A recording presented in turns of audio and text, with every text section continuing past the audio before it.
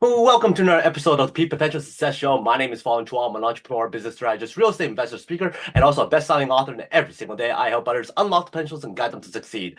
Today on the show, we have another fascinating guest. On the show, we interview celebrities, entrepreneurs, business CEOs, athletes, and artists to find out their path to success, how they're able to overcome challenges and adversity, and of course, their keys to success. And today's guest is definitely somebody who can add to that conversation because she is very, very good at what she does. I've had the pleasure of seeing her speak a few times, and every time she speaks, her content is amazing. Her energy and her passion is absolutely second to none, and people really, really like to listen to that because it's very, very engaging. She's been able to help people find that financial empowerment and, of course, time freedom as well, helping people with their self-confidence. And she also cracks the money code for lots of her clients. On top of that, once you crack that money code, you maximize your profits. So win-win all the time. With the combination of theta healing and transformational coaching, she's able to help people really dive deep, resolve those core issues, underlining limiting beliefs, and of course that head trash around money itself as well. So please welcome Master Money Mindset Business Mentor and Keynote Speaker, Ms. Carmen Croonquist. Thank you. So thrilled to be here, Fong. Hey, thanks for being here. It's always a joy seeing you and always a joy to get to hear more from you because you always have stuff to add and lots of value to add to people. So it's pleasure's all mine. Now, to kickstart everything, were you always a person who has this wealth of knowledge when it comes to money and time freedom and self-confidence?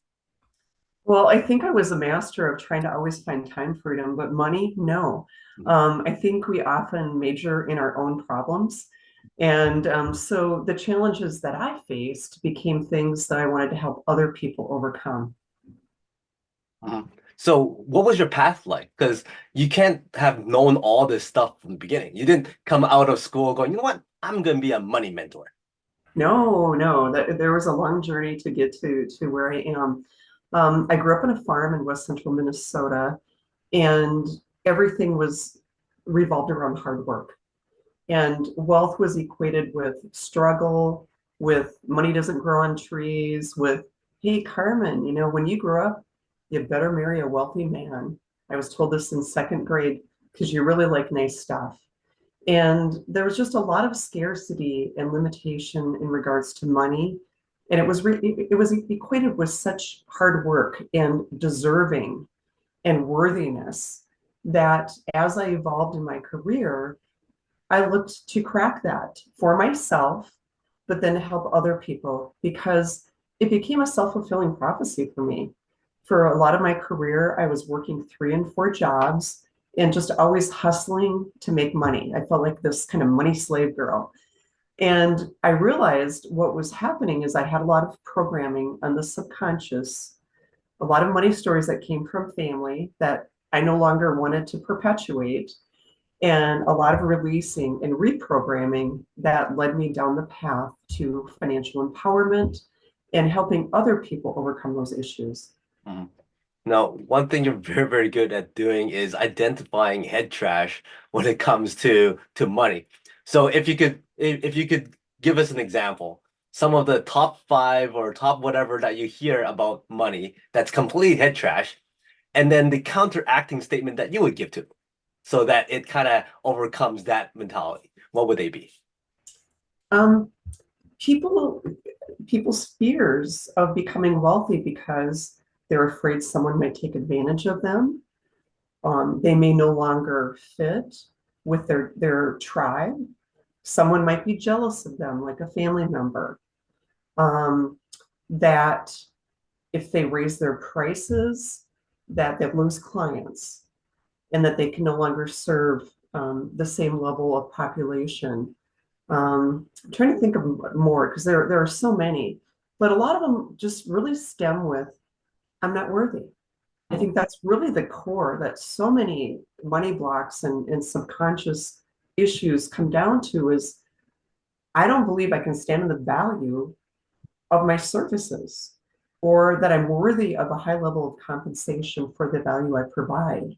Mhm. And the counteracting statement of that is you are worthy because you are. There's nobody more worthy than you. You are worthy because you bring your unique gifts to bear and helping people to really understand and recognize and embrace that. And that whatever money story that you came in with, that's a part of your past, doesn't have to be your present or your future. You can change that. Mhm. Your future self can be a whole different, wealthy, enlightened person. And another one that I often hear is that, wealthy people are evil or unethical. Or here's the one. Now, I just pulled this one off my husband last night. So we're going to get really personal here. If I get wealthy, I'm just going to have to pay more taxes. Would you rather be poor and pay no taxes? And I think where people get tripped up with that is they want to have control over how their taxes are spent. Mhm. And, the only thing we can do is vote, right? And write to our legislative representatives to have some influence. But we have no control over how our tax dollars are spent. So my counter effect to that is to think about the value you get from your taxes. So Mhm. I think about, I value nature. I value state parks, national parks, local parks. I value roads and infrastructure. Hey, there was a bridge that just collapsed in Baltimore recently. I mean, you know, those tragedies really make us aware of just how important safety and infrastructure is. Clean water, clean air, schools, law enforcement, the military, being safe.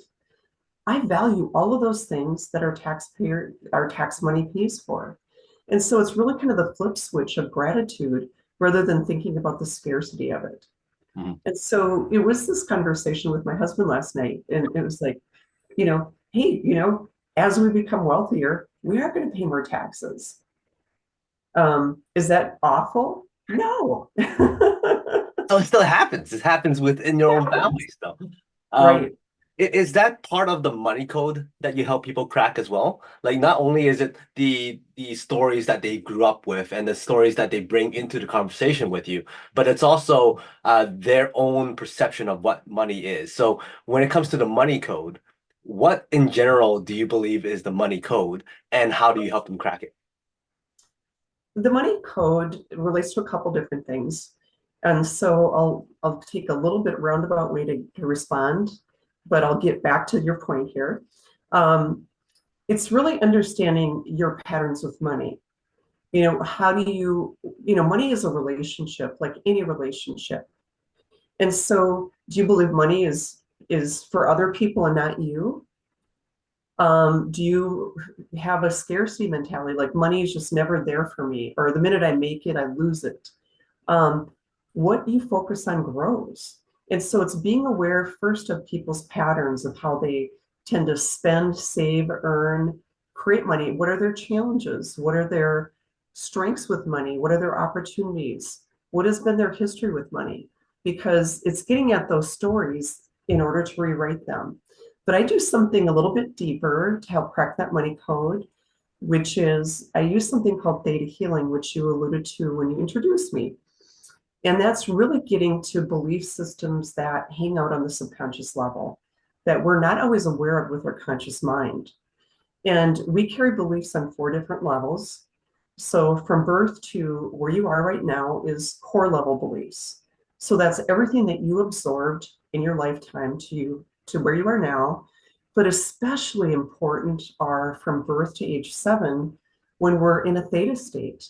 We take in a lot of information during that phase of our life, and we don't yet have the discernment to say, well, that's true and that's not. We take it all in like a fire hose, and then it sits in our subconscious because our subconscious tries to keep us safe. And keeping us safe is the subconscious kind of fears change. It's that primal instinct that we had, to avoid that saber-toothed tiger or whatever. And there's some of that still happens. And where we hold those beliefs on the core level are in our pineal gland. Second level beliefs are genetic. And science can prove that belief systems go back 3 generations, but in theta healing, we go back 7 and beyond. So we have beliefs and programs that come in from both sides of the family. And some of them we're just not even aware of. We're oftentimes playing out the patterns that have been created by grandparents and great grandparents. who either had good relationships or bad relationships in regards to money. And I can think of like, I have one parent, I'm not going to name them in case they watch this, you know.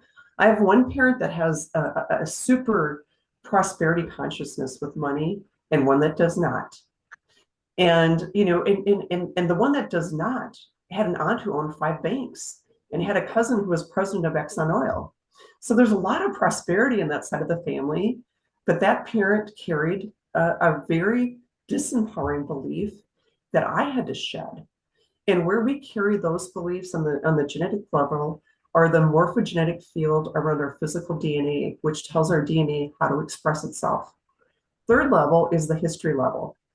And I sometimes call that group consciousness.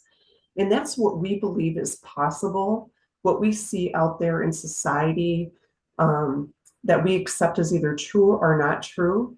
But it also relates to past lives and karma and oaths and vows and curses. That's a really interesting level for me to work with because a lot of people aren't aware that they've maybe have taken an oath or vow of poverty or of celibacy, you know, if they're looking to find their ideal mate. Or maybe there was a curse that was there because I found one of those on me. I was in a lawsuit with a neighbor over a property dispute many years ago that cost me a whole lot of money. And I just kept trying to figure out, like, why is this woman harassing me? And then I realized that there was a curse there and a contract with this person. And where we hold those beliefs are in our auric field. The fourth level of belief is the deepest level, and that's our soul level. And that's the part of you that's always been here, you know, depending on your religious beliefs. But I believe that we go on and we come here to learn lessons. We're here as both a lesson and a teacher to everybody that we meet. We're students, we're teachers, and sometimes both in relationships that we form. And we came here to learn. And sometimes we carry some deep soul level beliefs. And where we hold those are in our heart. And so when I work with people to crack their money code, I do a couple things. One thing, I have them take an assessment called the Sacred Money Archetypes that helps them get in touch with their patterns with money. But with the theta healing, I want to go deeper and I don't want to get into their story. I don't want that tape to replay about their scarcity or whatever. I want to go, tell me the first time you ever felt fear or angst in regards to money. What are, you know, or were you the first time you ever felt disempowering? The first time somebody told you no, that you couldn't have it because we can't afford it, right? I want to go back to that time and then I'm going to dig deeper. I don't want to get into their story, but then I'm going to find out, how did that belief serve them? What was the lesson? What was the gift? So that your brain doesn't recreate that again. So in order to shed that belief and get rid of it, you have to first acknowledge how it served you, because even crappy things that have come about in our life have served us in some way if we take the time to really, you know, understand what that is. And then I ask them, are you ready to release it? Because we all have free agency. I can't just do that without somebody's permission. And then it's, what do you want to replace it with? So if you don't want that disempowering belief, then what do we replace it with? And we make that shift together. And it's a powerful co-creative process. And I'm the witness and observer. And I feel it in my heart chakra. So I have to stay in that energy long enough to witness and feel that shift change for that person. And so what I do is I energy test, first of all, to make sure that they have that belief. And then after we do the shift, we go back and energy test to make sure it shifted. And if it didn't, that means we didn't get to the root. We didn't get to the core issue. So that means that we dig a little bit deeper. We keep going until that belief shifts.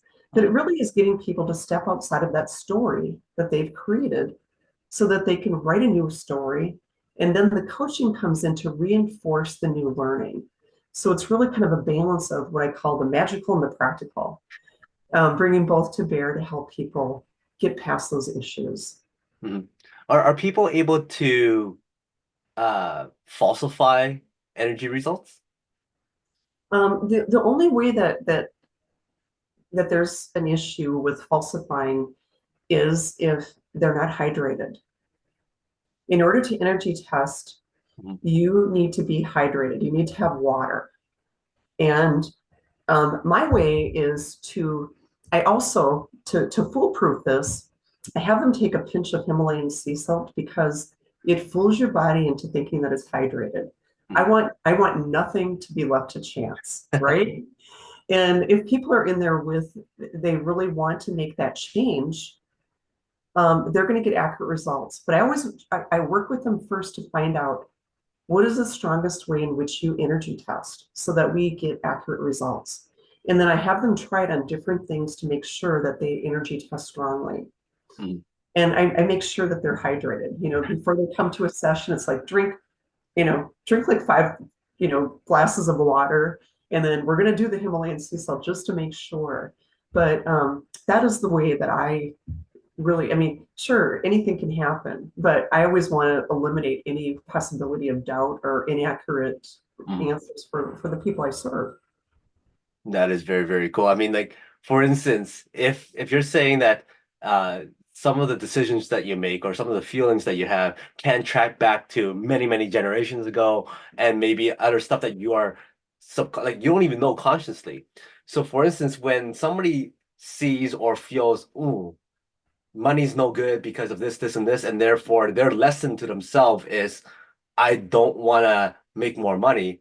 But somebody else can go, oh, money gave me this feeling, therefore I want to make more money. How does one jump from one to the other after realizing, hey, this may not be something I'm consciously aware of?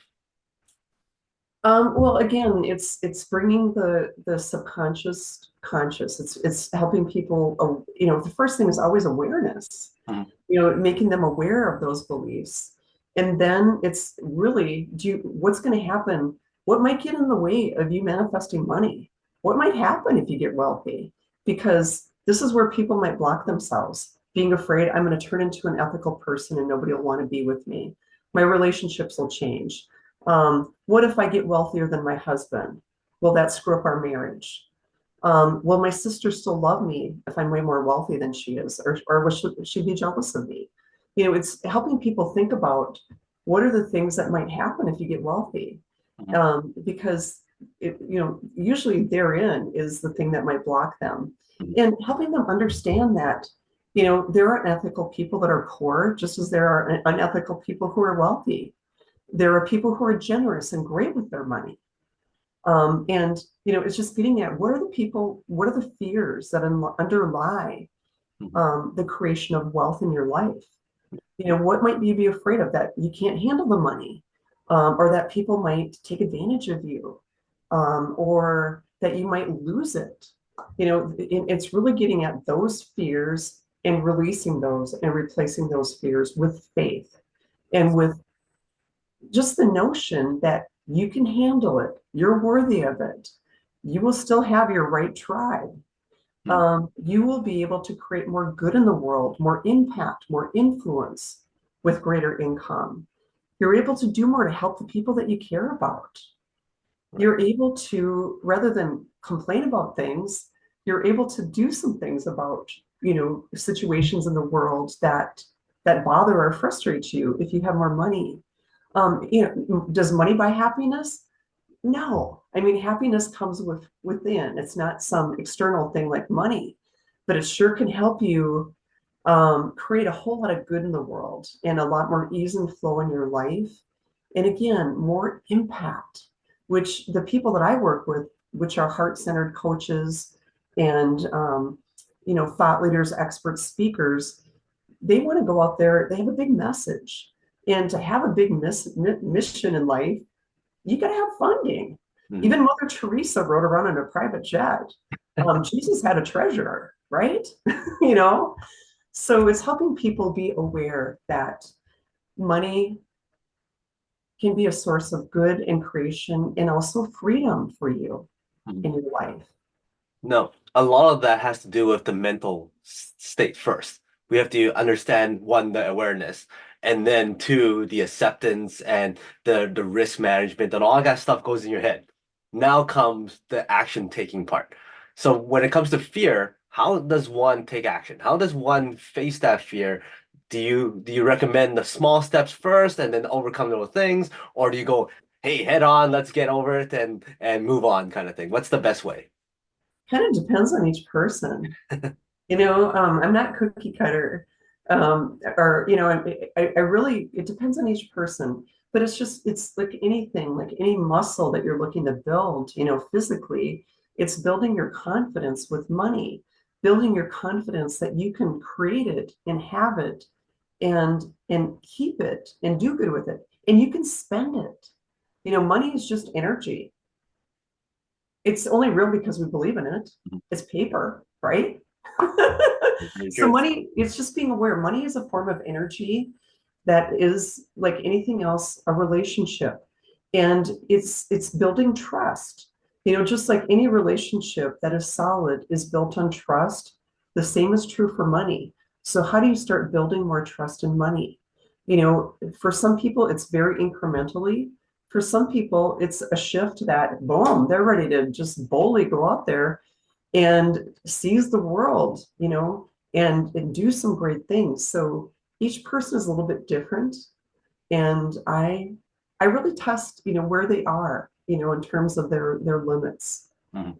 Now, at the very beginning there, I asked if you always were a money expert and a mindset expert and a time management expert. And you said that, oh, time management was something I've always been good at. So share with us, when it comes to time management, what are some of the most common things that you see that people aren't doing that you can help them with, that helps them with their time management? Okay, well, I can't say that I'm a time management expert, but money management expert for sure. Money mindset. In time is just about priorities. When you think about what are the things that matter most to you, and making sure those things happen in your day.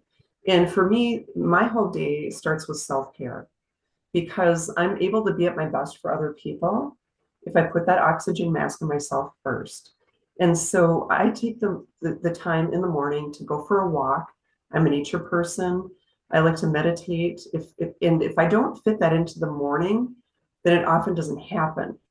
And so I take the time for that self-care because then you can throw anything at me in the day. And because I had that moment of solitude, of peace, and also just something about being out in nature in the morning, just it's my Prozac and it's my church, you know, and it gets my mindset in such a place that I'm able to be at my best to help other people. And so it's helping others really feel and understand, what are the things that you need to do to be at your best? And what are the times in the day that you can work those in?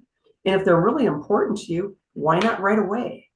One of my friends made this great comment this past weekend. I was at an event in Charleston, South Carolina. And she was talking about her kids who procrastinate on their homework and they'd always say later. She goes, later is sooner than you think. I liked that line.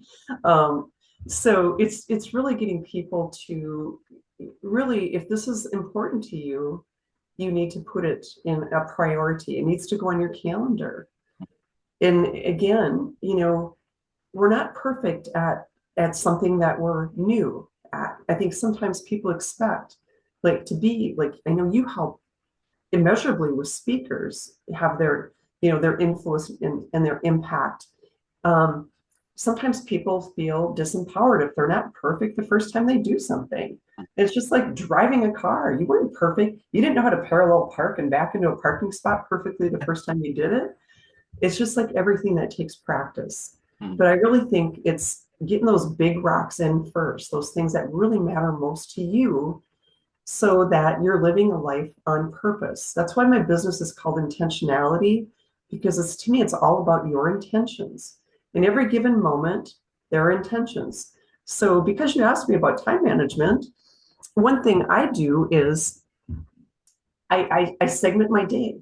Like today, here we are having this wonderful conversation. And before I showed up, I take a moment to check in with myself and I first release the energy of what I was working on before. So I'm not dragging energy from the conversation I was having before talking to you or the thing that was on my mind that I was working on. I release it. And then I dial in. If I'm going to show up, and be the best possible self I can be for this podcast, for you. How do I want to show up? How do I want this ultimately to be? So I take a moment to check in with that, and then I just let it flow. Mhm. And I look at just guidance. I believe in divine guidance and tap into it. And I just trust that and go with it. And then when I'm done with this podcast, at the end of this, I'm going to release it and say, instead of saying, picking it apart, like I could have said this better or done this better. It's like, no, and I did the best I could. Hey, I'm human. I'm a work in progress. I'm going to release it and then think about the next thing that I'm going to work on. And at the end of the day, it's really releasing the energy and thinking about the other people in your life. So if you're going to show up and be the best, for your significant other or your family, how do you want to show up for them? If you're going to be the best spouse, for your partner, or the best person in a friendship, how do you want to show up? And it's making those decisions. So that's, if there's any little piece of advice I can offer, it's that. Something that's interesting that you talked about was releasing that energy. Now, a lot of people have challenges with that. They'll be stressed out about work, they'll be stressed out about a project, and yes, they clock out, but when they're with family or they're on vacation or there's something else going on, their mind is constantly, okay, what if that happens? Or how do I do this better? How does one release that energy so that one, they don't lose it when they come back, but still be able to focus on whatever's at hand? How do you do it? Um, we all have distracting thoughts. It's normal. We can control some of the thoughts that come into our head, right? But some of them are just that swirl, whoa, whoa, that shiny object syndrome, right?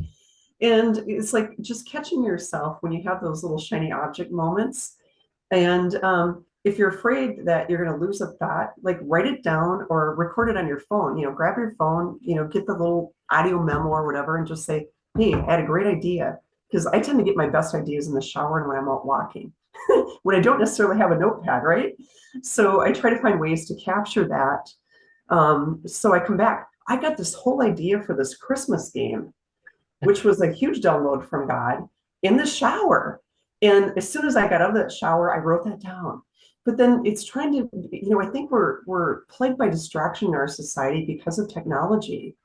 And so, if you really want to be a great partner, a great mom, great dad, great friend, great mother, great whatever role that you're playing in your life, you have to tap into that and be present.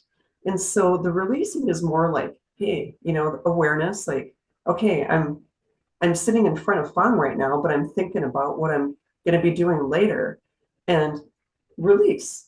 And if it's something that I think I might forget later, I'll take a moment to write it down, or I'll ask for permission, like, just a moment. Hey, something really important flashed across my mind that I'm afraid I might lose if I don't take the moment to write it down. And then I'm going to dial back, because I think one of the biggest things you can give people is your time and attention and energy. And that matters so much. I think, as as you coach speakers, it's all about your audience. What's in it for them, right? And that's with any relationship. And in order to be at your best, it's really being present. And it's the gift you give for yourself too, because all that distraction, it just causes anxiety. It causes people to lose sleep at night. It causes people just to lose touch with what matters most to them. So it's just dialing it back, awareness. I don't have one on me right now. Usually I do, but one thing I often have people do is to wear a rubber band. And when you catch yourself with a disempowering thought or a distracting thought, you snap that, and it's that awareness, like, whoop, caught myself there. And then I bring myself back to the present. And the more you start zapping yourself with that rubber band, the more you're aware, you're triggering that awareness that, okay, I'm bringing it back to focus now. Mhm. But it's just like anything, you're training your brain. We're always constantly programming our brain. Either it's what we want or what we don't want. And it's catching those things in the moment. Mhm. No, during your journey, as you're building up expertise and you're getting become a master at so many different things, there came a point where you go, you know what? I need to spread this message out there. I need to impact more and more people. I need to become a speaker and tell people about this new thing that you know and all this great information. At what point, like, how did you decide, okay, I'm gonna go out there and speak now? Because there's lots of people out there who's like either too shy to share their word or too shy to even be in front of people. There was a point in time in your life where you go, you know what? I do have to make that step. And what did that step feel like for you? It was by accident and total happenstance. So this is, you're gonna laugh when you hear this. So when I was in college, I chose my major based on the classes that I liked. And I'm a history buff, a political science buff, and an English buff. And so how did I justify that liberal arts degree to my parents? I added a secondary education degree, but I was deathly afraid of public speaking and I never took a speech class. So guess what? My very last semester of college was student teaching, and they gave me hormonally deranged ninth graders, middle schoolers. And oh my goodness, within 2 weeks, I figured out what I didn't want to do for a career. I powered through it, never really felt comfortable. But and I got decent evaluations, but I didn't even pursue getting my teacher's license. I decided then that maybe I was better to help people one-on-one because I always knew that I wanted to help people. So I went in and got a master's degree in counseling. And my very first job after graduate school, I worked at the University of Minnesota, and I was asked to teach a psychology class, a class in the psychology department for people who hadn't declared a major. And it was just like anything. The first time I did it, I just over prepared and I just sucked. But the second time I did it, I was a little bit better and a little bit confident. And the third time I did it, I got really great teaching evaluations. I had people that wrote to me and just said, thank you. And so it was just pushing through the fear. And then I took a job at a different university where I was doing workshops and presentations all the time. And it just kind of desensitized me. Not like I don't get scared or a little bit of stage fright or nervous, or that I'm going to forget what I'm going to say. But I keep working at it and putting myself out there. And I started putting myself out there to speak at conferences. And then somewhere along the line, it led me to getting keynote speeches in Europe. I got 4 free trips to Europe, and I've just been asked to speak in Rome, Italy in November. And so I realized that speaking was a vehicle to help people. And I got to the point where I kind of liked being on stage a little bit and could have some fun with it. And I just pushed through the fear because what's on the other side of that fear is so worth it. The connections, the ability to impact people, the ability to help people, to touch their hearts and their minds matters much to me. And I know it's part of my life's mission and purpose. Mhm. So I get to be here living my purpose by helping other people find and live theirs. And that's one of the biggest gifts that I could ever have and give because it lights me up. Mhm. That's pretty awesome. I mean, so first of all, you said that you don't like speaking to begin with, I and didn't in the you past. wanted to avoid it and all that kind of stuff. However, during that period of time of you did your first one and you said it sucked, what made you go, you know what, I'm gonna try it again? Like there must be something that made you go, I need to hang on to this because it's gonna do something for me later. Was it faith? Was it something like what was it? Well, it was my boss because my boss asked me to teach that class, and I wasn't going to say no to my boss. Mhm. But it was also, there are a lot of great communicators in my family. Mhm. I have, uncles that were great public speakers, other people in my family that really knew how to communicate well. And I kept wishing that, why didn't I, have that charisma or that ability? And I realized I do have some of that. After all, it's just like anything, it takes practice. Mhm. And I needed to be confident and have enough faith, like you said, to let that part of me come out because I was being tripped up by self-consciousness and self-esteem stuff that got in my way. And I had to really push through that and then realize I had something important to give to people. Mhm.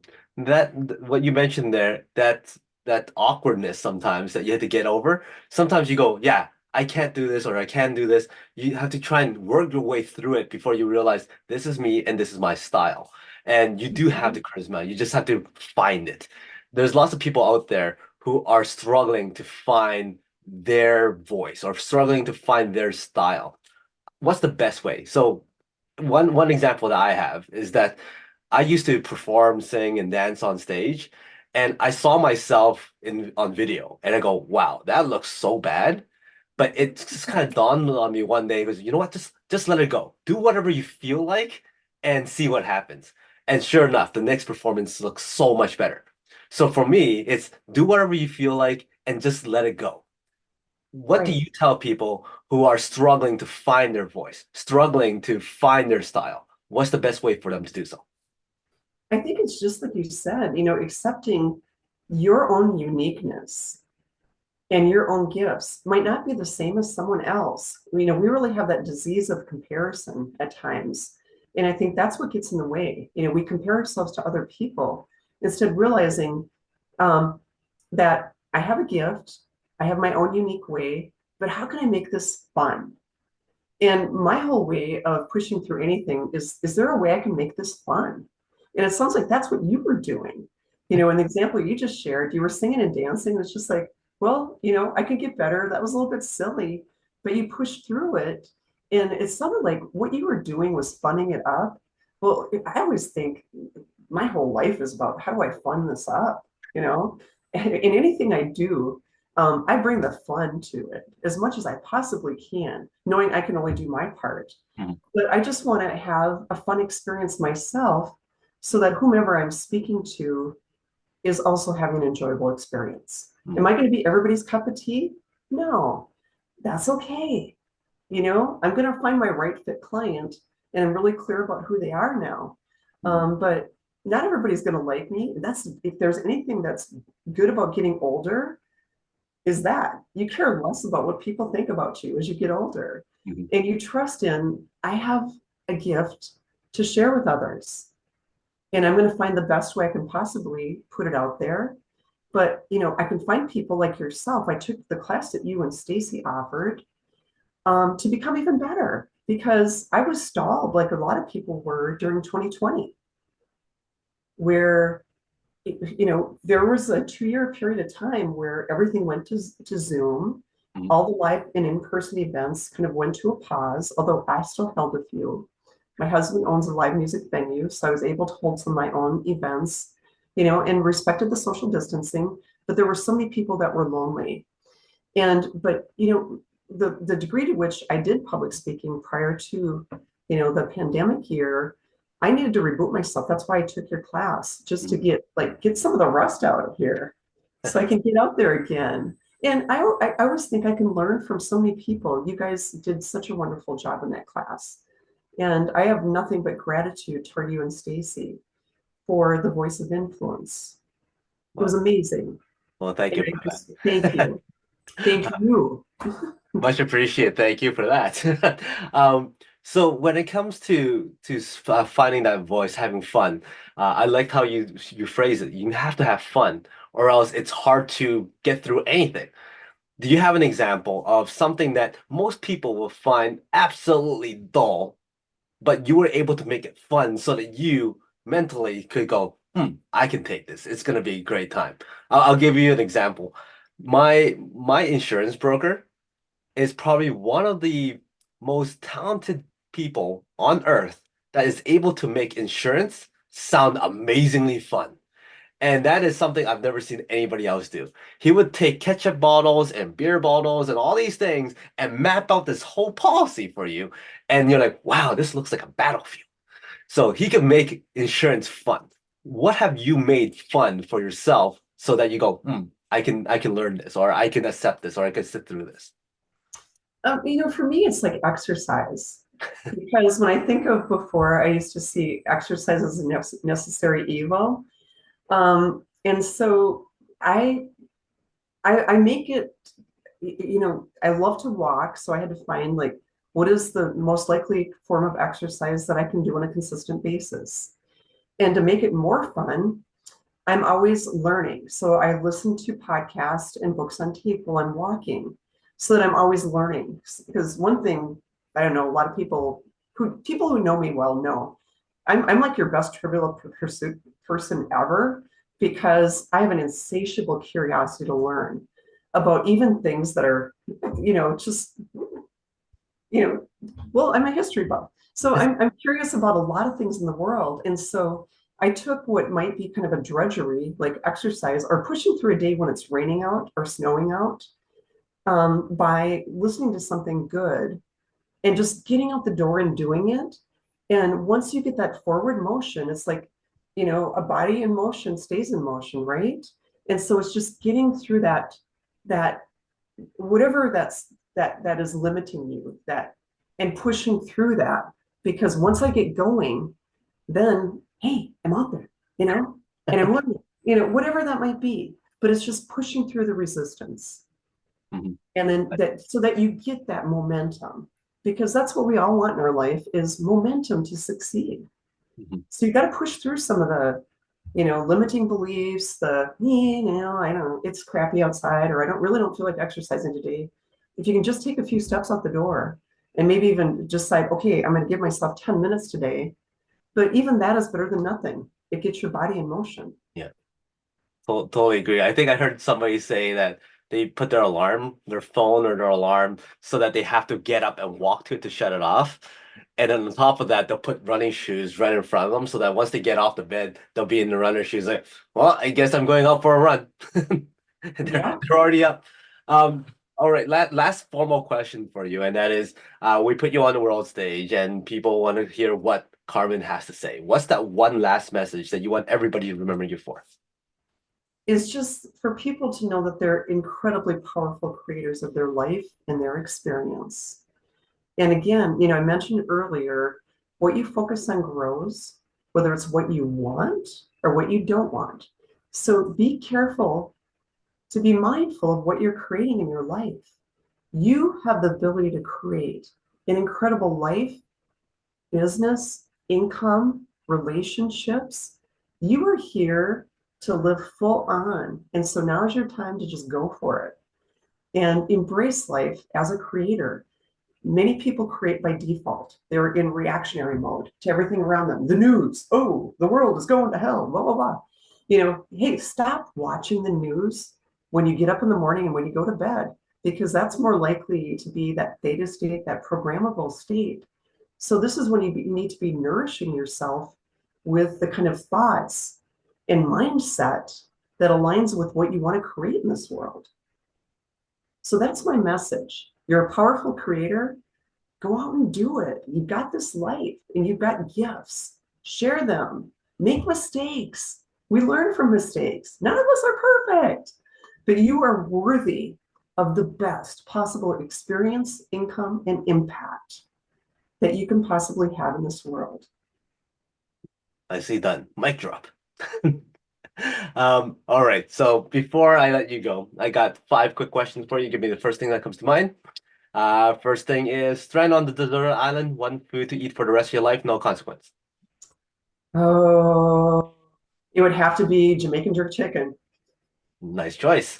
You're on a road trip, and for some reason or another, there's only one song that's playing over and over for hours on end. What's that one song you don't mind listening to? You don't know what it's like to love somebody the way Nicely I done. love you by the Bee Gees. I got you to sing too. You Um, did. Hollywood calls and goes, "Hey, Carmen, we love to do a biopic on you. Who would you like to be casted to play you?" Oh, Cameron Diaz. So The name's close, right? Cameron Diaz shows up at your door and goes, "Hey, I got cast to play you. Let's have some fun." And you go, "Don't worry about it. I got the whole night planned out." What does that night look like? Oh, whoa. Taking the Tiki bus right into town where I live here in Florida, and going to a wonderful dinner, maybe going out to do some wine tasting, enjoying nature, and just meeting interesting high vibe people and having a meaningful conversation.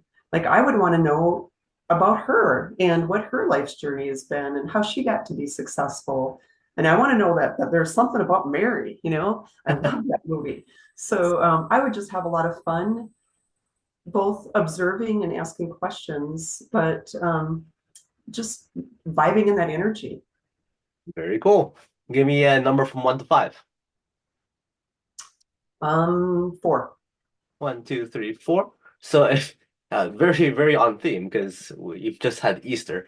If you had to use the Easter Bunny as a metaphor for success, how is the Easter Bunny a metaphor for success? Lay some golden eggs, baby. Nicely done. So that's how success is like the Easter Bunny. So, any final words from you, and what's the best way for people to contact you? Oh, just final words, I think, are again, just live life full on. You know, you have wonderful gifts and you are unique and you are special and worthy, and just go for it. And the way to reach me, my business is called Intentionality LLC, and you can reach out to me on LinkedIn, on Facebook. I have an Instagram account as well. I play a little bit more in the LinkedIn and Facebook world, and I'm working on my YouTube channel. I also have a Connect to Carmen digital business card where you can get a money mindset business checklist. So that's a gift. And you can also check out my intentionalityconsulting.com website. So Awesome. love to hear from you. Nicely done. So everybody make sure you get in touch with Carmen, check out her website, get that free gift from her, and always enjoy that content that she has because it's really, really good content. So yeah, that's all for today. So remember everybody, she's Carmen, my name is Fong. Until next time, today is the day to lock your peak potential. We'll see you later.